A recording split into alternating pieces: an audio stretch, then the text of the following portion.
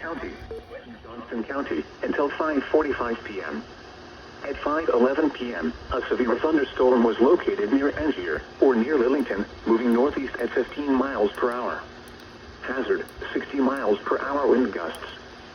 Source, remain unindicated. In the past, expected damage to roof, and trees.